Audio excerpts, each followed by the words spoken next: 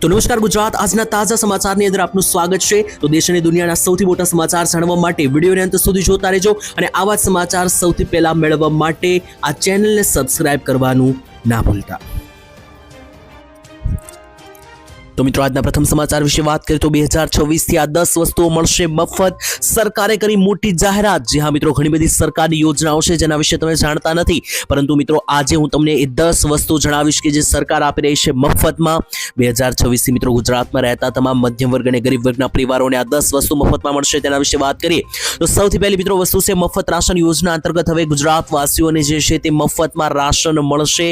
બીજા નંબર પર મફત વીજળી યોજના અંતર્ગત 300 યુનિટ મફત વીજળી મળશે। તો મિત્રો પ્રધાનમંત્રી સૂર્યઘર યોજના અંતર્ગત હવે ગુજરાતીઓને 300 યુનિટ મફત વીજળી બીજા નંબરે મળશે। ત્રીજા નંબરે મિત્રો વાત કરીએ તો હવે દવાખાનાઓની અંદર મફત સારવાર આપી રહી છે સરકાર। આયુષ્માન કાર્ડ અંતર્ગત ત્રીજા નંબરે મફતમાં સારવાર ગુજરાતવાસીઓને 2026માં મળશે। ચોથા નંબર ઉપર મફત ગેસ સિલિન્ડર અને ચૂલો જે છે તે સરકાર આપી રહી છે। તો પ્રધાનમંત્રી ઉજ્જવલા યોજના અંતર્ગત મિત્રો તમે ફોર્મ ભરશો તો તમને મફત ગેસ સિલિન્ડર પણ મળશે અને ચૂલો પણ ગુજરાતવાસીઓને મફતમાં આપવામાં આવશે। પાંચમા નંબર પર મહિલાઓને મફત સિલાઈ મશીન 2026માં મળશે। તો જેટલી પણ મહિલાઓને મફત સિલાઈ મશીન જોતું હોય ફોર્મ ભરીને મેળવી શકે। છઠ્ઠા નંબરે વાત કરીએ તો પ્રધાનમંત્રી વિશ્વકર્મા યોજના અંતર્ગત તમે જે ધંધો કરી રહ્યા છો એની ટૂલ કિટ તમને મિત્રો મફતમાં મળશે, એટલે કે જે કંઈ પણ તમારો ધંધો એમાં જેટલા પણ સાધનો વપરાતા હોય સાધનો ખરીદવા માટે સહાય મળશે। સાતમા નંબરે મફત શિક્ષણ મળશે। આઠમા નંબરે સગર્ભા મહિલાઓને 6000 રૂપિયાની સહાય મળશે। નવમા નંબર ઉપર મફત ઇન્ટરનેટ યોજનાની અંદર ઇન્ટરનેટ મળશે અને 10મા નંબરે સૌથી મફત મિત્રો ખેડૂતો માટે સાધનો ખરીદવા માટે પૈસા મળશે, એટલે કે ખેડૂતો પોતાના ખેતીલક્ષી સાધનો પણ હવે મફતમાં ખરીદી શકશે। તો આ 10 સૌથી મોટી યોજનાઓ છે કે જેના અંદર મિત્રો મફત વસ્તુઓ તમને આ 10 વસ્તુઓ જે છે તે આવનારા એટલે કે હવે જે વર્ષ આવ્યું છે 2026 તે અંતર્ગત તમને મળશે। તો ત્યાર પછીના મહત્વના સમાચાર જાણી લઈએ તો સ્માર્ટ મીટર અંગે ફરી એકવાર વિરોધ જોવા મળ્યો છે। ત્યારે સ્માર્ટ મીટર લગાવવા કે સાદા મીટર લગાવવા તે અંગે હજુ પણ લોકોનો વિરોધ ચાલી રહ્યો છે। તેની વચ્ચે આમ આદમી પાર્ટીના ઈસુદાન ગઢવીએ પણ મોટી જાહેરાત સરકાર ઉપર મોટા પ્રહારો કર્યા છે। ત્યારે ઘણા બધા લોકોનું માનવું છે કે સ્માર્ટ મીટરમાં વીજળી બિલ વધારે આવે છે, ત્યારે તેને લઈને મિત્રો તમને જણાવી દઈએ તો ભાજપના જે ઉર્જા મંત્રી છે તેમણે એવું નિવેદન આપ્યું હતું કે ગમે તે કરી લો પણ સ્માર્ટ મીટર તો લગાડીને જ રહેશું। આના જવાબમાં આમ આદમી પાર્ટીના ઈસુદાનભાઈ ગઢવીએ જણાવ્યું કે સરકાર જે છે તે કંપનીઓના દલાલો છે, પ્રજાનું ક્યારેય વિચારતા જ નથી। અને સાથે મિત્રો તેમણે એવું પણ કહ્યું કે ખાસ કરીને આજે સ્માર્ટ મીટરો છે ત્યારે 2 મહિના વાપર્યા પછી જે છે તે લાઇટ બિલ ભરીએ છીએ અને 6 મહિના પછી તમે સ્માર્ટ મીટર લગાવીને કહેશો કે હવે એડવાન્સ વાળું પ્રીપેડ લેવું પડશે। એટલે સરકાર વારે વારે જે મીટર બદલી રહી છે, તો અત્યારે સ્માર્ટ મીટર લગાવવા માટે જે પૈસા ભરવા પડે છે સામાન્ય લોકોએ ભરવા પડે છે, તો સાદા મીટરમાં શું વાંધો છે તેવો પણ સવાલ પૂછવામાં આવ્યો। અને ઘણા બધા લોકોનું મિત્રો એવું માનવું પડશે કે સ્માર્ટ મીટરમાં વધારે બિલ આવે છે, જ્યારે સાદા મીટરો જે અત્યારે ચાલતા આવ્યા છે તેમાં ઓછું બિલ આવે છે। તો આને લઈને મિત્રો લગાતાર વિવાદ છેલ્લા 2 વર્ષથી ચાલી રહ્યો છે। તેની વચ્ચે પ્રજા નથી ઈચ્છતી કે સ્માર્ટ મીટર લાગે તેવું પણ મિત્રો જણાવવામાં આવ્યું છે। તેની વચ્ચે મિત્રો તમારું શું માનવું છે? સ્માર્ટ મીટર લગાવી રાખવા જોઈએ કે સાદા મીટર પહેલેથી છે જ રાખવા જોઈએ? કોમેન્ટમાં લખીને જણાવી આપશો। ત્યાર પછીના મહત્વના સમાચાર જાણી તો સરહદ ઉપર હાઈ એલર્ટ લાગી ગયું છે। સૈનિકો તૈનાત કરી દેવામાં આવ્યા। ત્યારે સૈનિકોને તૈનાત એટલા માટે કરવામાં આવ્યા છે કારણ કે સરહદ ઉપર તણાવ વધી રહ્યો છે। નવા વર્ષ 2000ની શરૂઆતમાં પાકિસ્તાન ભારત ઉપર કંઈક મોટું કરવા માંગે છે। શરૂઆતમાં મેં તમને આગલા દિવસે પણ માહિતી આપી હતી। તેની વચ્ચે હવે મિત્રો સૂત્રો તરફથી એવી માહિતી જાણવા મળી છે કે 24 કલાક ભારતને હાઈ એલર્ટ ઉપર રાખવામાં આવી દીધું છે। ત્યારે બોર્ડરો ઉપર સૈનિકોની સંખ્યા પણ વધારી દેવામાં આવી છે। ત્યારે મિત્રો ગઈકાલે એક સમાચાર આવ્યા કે ભારતે 80,000 કરોડના શસ્ત્રોની ખરીદી કરી છે। તો મિત્રો આનાથી ઘણા બધા લોકો એવું પણ વિચારી રહ્યા છે કે ભારત પાકિસ્તાન સાથે યુદ્ધની તૈયારી કરી રહ્યું છે, કારણ કે 80,000 કરોડના નવા શસ્ત્રો જે છે તે ખરીદવામાં આવ્યા છે। અને બીજા નંબર ઉપર મિત્રો તમને જણાવી દઉં તો ઘણા બધા લોકોને એવું માનવું છે કે ભારત ભવિષ્ય માટેની તૈયારી કરી રહ્યું છે। તેની વચ્ચે મિત્રો જે 80,000 કરોડ રૂપિયાના મિત્રો શસ્ત્રો ખરીદવામાં આવ્યા છે, ભારતે પોતાની બોર્ડરોને રક્ષણ કરવા માટે અને ખાસ ભારતની સુરક્ષા માટે નવી ડીલ કરી છે, જેમાં રોકેટથી લઈને મિત્રો અલગ અલગ ઘણા બધા પ્રકારના સાધનોની ખરીદી જે છે તે કરવામાં આવી।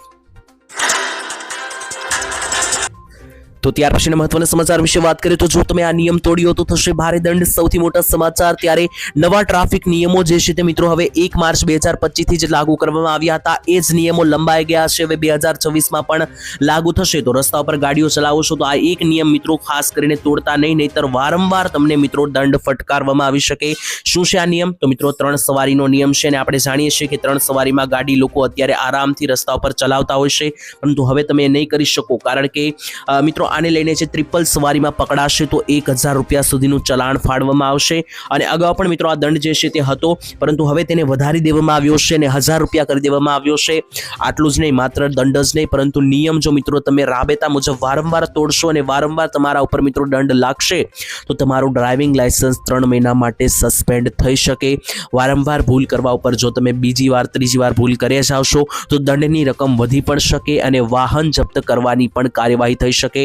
તો ટ્રિપલ સવારીમાં ગાડી ચલાવનારા લોકો જે છે તે સાવધાન થઈ જાય. ત્યાર પછીના મહત્વના સમાચાર જાણી તો પેટ્રોલ ડીઝલ બંધ કરવું પડશે. નીતિન ગડકરીએ કરી મોટી જાહેરાત. પેટ્રોલ ડીઝલથી ચાલતા વાહનોને લઈને મિત્રો નીતિન ગડકરીએ મોટી જાહેરાત કરીને મોટી સૂચના આપી દીધી છે. તેની વચ્ચે શું કહ્યું નીતિન ગડકરીએ?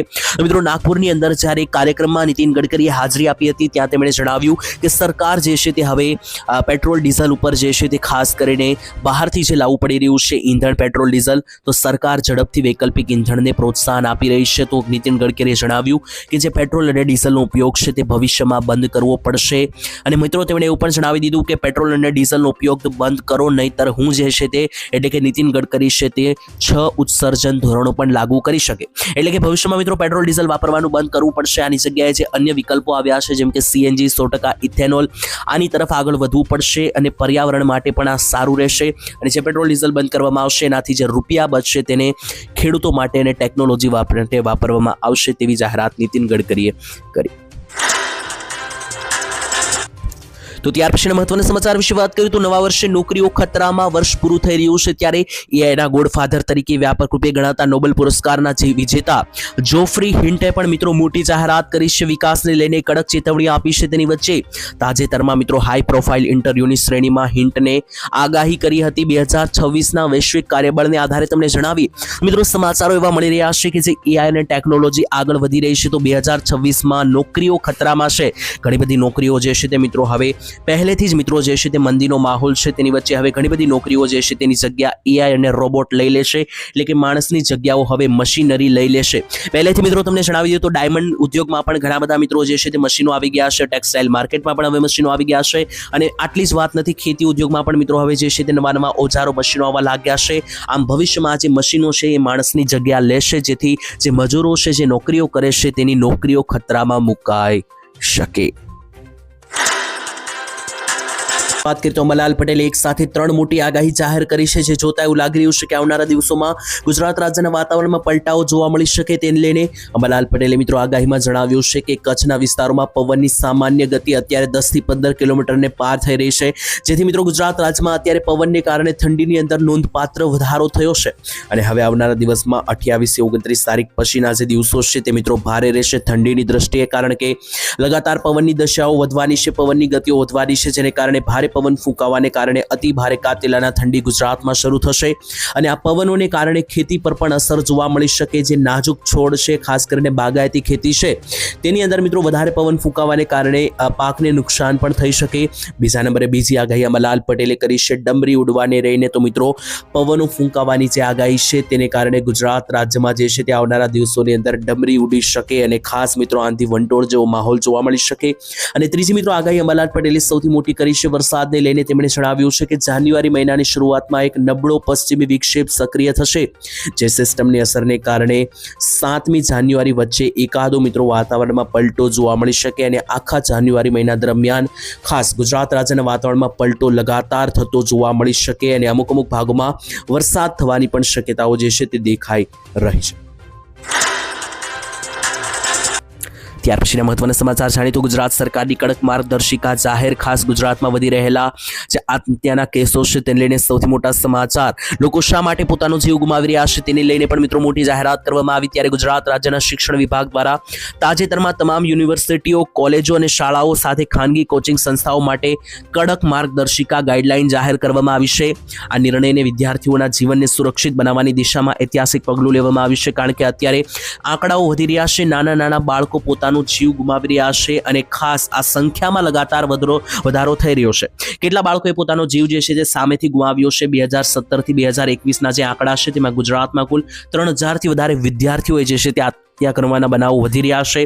એને લઈને મિત્રો ખાસ હવે આગળ ગાઈડલાઈન જાહેર કરવામાં આવી અને વિદ્યાર્થીઓ પર જે દબાણ બને છે, જે પ્રેશર બને છે તેને લઈને પણ મિત્રો હવે સમીક્ષા કરવામાં આવશે અને ખાસ વિદ્યાર્થીઓના આંકડો જે વધી રહ્યો છે તેના ઉપર પણ રોક લગાવવામાં આવશે.